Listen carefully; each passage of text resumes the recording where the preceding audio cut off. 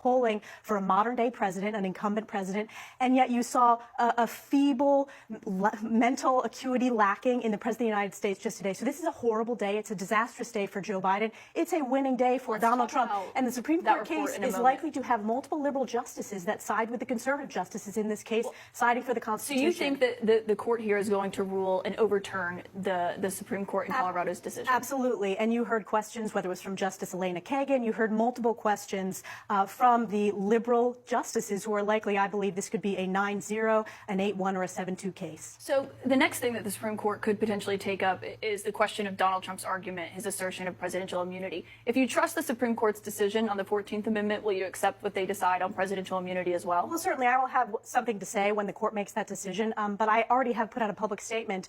Of course, the president has presidential immunity. You can't handcuff a sitting president of the United States for future presidents to go after them. It would not allow them to do their job in their official capacity. So that was a wrong-headed decision. I expect the Supreme Court will overturn that as well. The appeals court decision. Yes. Does that extend to President Biden? Do you think that he can do whatever and not get prosecuted as well? Well, that's what the Trump campaign put out. They said this is a very slippery slope because it means that if you're of an opposing party, that you could go after your predecessor based upon policy disagreements or official acts. So that's why this is so egregious. And the reality is, Kaitlin, the issues that the American people are concerned about, they're concerned about the border, they're concerned about the inflation crisis, they're concerned about the lack of leadership from the sitting president of the United States, Joe Biden. That's why they're going to make the decision to vote for President Trump at the polls. And that's why you're seeing, despite lawsuit after lawsuit, President Trump's numbers continue to go up because this is not a fair justice system right now. You see the justice system being weaponized against Joe Biden's top political opponent, and that's Donald Trump.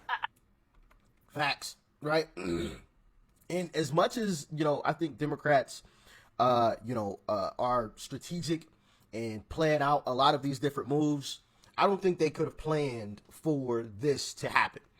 I don't think they could have planned to smear Trump's name, throw him in the dirt, right? Roll him in the mud, and he continues to rise in the polls. I don't think they could have predicted that, hey, we hit him with an indictment and he goes higher in the polls. Oh, we hit him with another indictment and he rises even higher. Oh, we get his mugshot. Now, that's got to be it.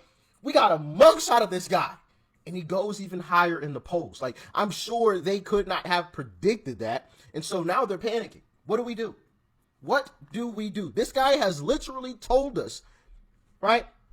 When he gets back in office, he is draining the swamp. That means us. We know exactly who he's talking